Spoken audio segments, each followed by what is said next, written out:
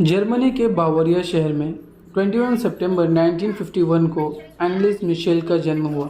16 साल की उम्र में उसे टेम्पोरल लोब एपिलेप्सी नामक बीमारी हो गई। कई जगह इलाज करवाया लेकिन वह ठीक नहीं हुई। उसके माता पिता ने फिर पादरियों को दिखाया, जिसके बाद पता चला कि एनलिस के शरीर में 6 शैतानी आत्माएं रह रही हैं। उसके बाद एनलिस के साथ क्या हुआ, जानने के लिए देखिए ये रोंगटे खड़े कर देने वाला वीडियो। दुनिया में कई लोग भूत पिशाच पर यकीन करते हैं तो कई लोग इसे महज वहम मानते हैं, मगर ये ऐसी सच्ची कहानी है जिसे सुनकर आपको भी आत्माओं पर यकीन होने लगेगा। यह कहानी इसलिए भी अहम है क्योंकि ये उस देश की है जहाँ विज्ञान पर, तर्क पर विश्वास किया जाता है, जहाँ अंधविश्वास की कोई जगह नहीं है। कहानी है एनलिस मिशेल की। उसका जन्म जर्मनी के बावरिया शहर में 21 सितंबर 1952 को हुआ था। परिवार ईसाई धर्म से ताल्लुकात रखता था। वे लोग धर्म को लेकर बेहद कट्टर थे। वे ईश्वर को मानते और अपने धर्म का प्रचार करते। परिवार वालों को देखकर एनलिस ने भी यही सोचा था कि वह बड़े होकर अपने धर्म का प्रचार करेगी, मगर किस्मत को कुछ और ही मंजूर था। जब एनलिस 16 साल की हुई तो वह टेम्पोरल लोब एपिलेप्सी नाम की बीमारी का शिकार हो गई। इस बीमारी में मरीज न सिर्फ अपनी याददाश्त खोने लगता है बल्कि उसका अपने शरीर पर कोई कंट्रोल नहीं रहता। एनलिस के परिवार ने उसे पहले अपने गुरु को दिखाया। जब गुरु इस बीमारी को ठीक करने में नाकामयाब रहे तो परिवार एनलिस को डॉक्टर के पास ले गया, मगर 5 साल तक के लगातार ट्रीटमेंट के बावजूद एनलिस ठीक नहीं हो पाई। बच्ची की तबीयत दिन ब दिन खराब होती जा रही थी। वह अजीबोगरीब हरकतें करती, जिसे देखकर परिवार और परेशान हो गया। फिर उन्होंने ये समझ लिया कि उसकी बेटी को कोई बीमारी नहीं है, उसके अंदर किसी भूत प्रेत का वास हो गया है। उसके बाद एनलिस के माता पिता ने सोचा कि इसे चर्च में किसी पादरी को दिखाना चाहिए। उससे पहले उन्होंने एस्ट्रो नाम शख्स को घर बुलाया जो उनकी जान पहचान का था। एस्ट्रो ने देखा कि एनलिस फर्श पर पड़ी हुई है।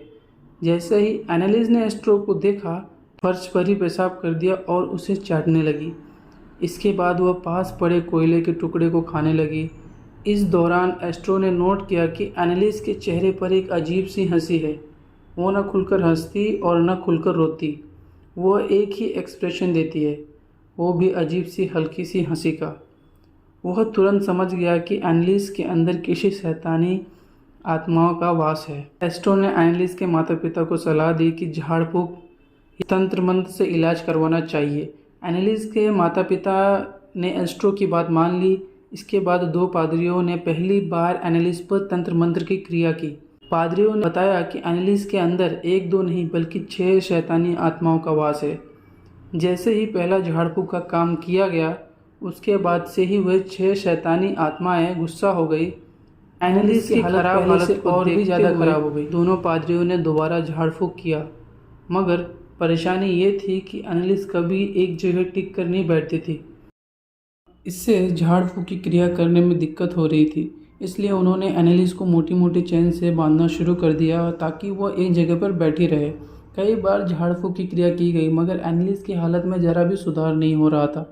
दोनों पादरियों ने इस दौरान एनलिस के शरीर में कब्जा कर चुकी आत्माओं के बारे में पता लगा लिया।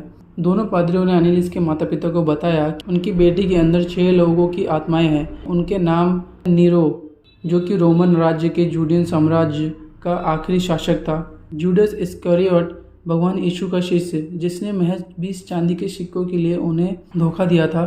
केन, एडम और ईव का बड़ा बेटा।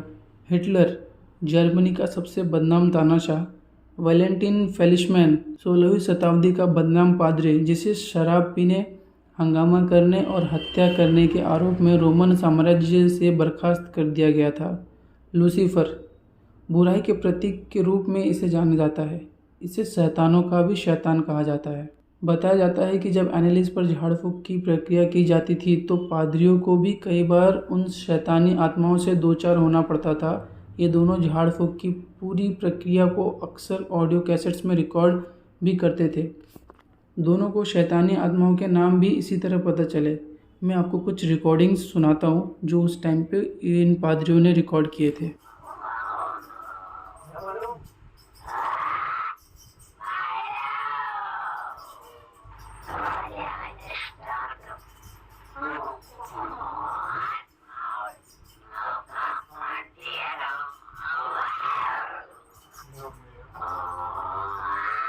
एनालिस के अंदर शैतानी ताकतें इतनी हावी हो चुकी थी कि वो अपने माता पिता को भी उठाकर पटक देती, उन्हें नाखूनों से नोच लेती थी।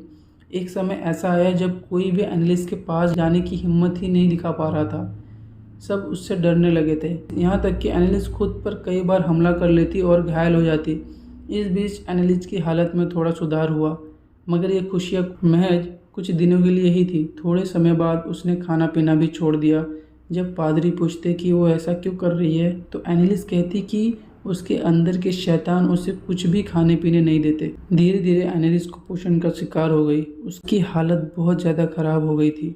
30 जून 1976 के दिन उस पर अंतिम बार झाड़ फूक की क्रिया की गई। इस दौरान एनालिस ने कहा कि वह अब थक चुकी है, अब उसे शरीर से छुटकारा पाना है बस। फिर 1 जुलाई 1976 की सुबह एनालिस की मौत हो गई। उस समय वो महज 23 साल की थी। इसके बाद जब एनालिस का पोस्टमार्टम किया गया तो पता चला कि उसकी मौत कुपोषण का शिकार होने की वजह से हुई है।